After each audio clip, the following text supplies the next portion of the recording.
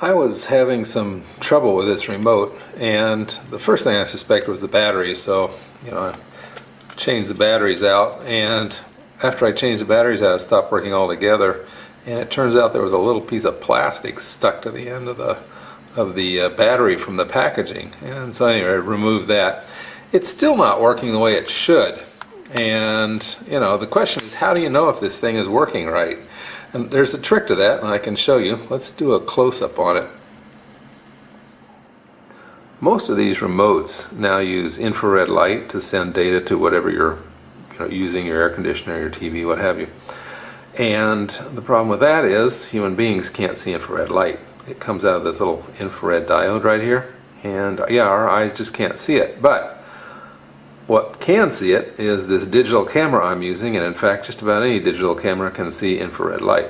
So you can use your camera to check to see if it's working. Now see, if I push this button, you can see it's blinking. The room has to be a little bit dark, but you can see those blinking, but when I push the power button, not blinking. I really have to mash down on it to get it to work. So that's the problem. I was going through some of these other buttons, and they have the same problem. That one's okay, this one is not. Got to really push on that one. That one's no good. Yeah, a lot of the buttons are not, they require too much pressure to work.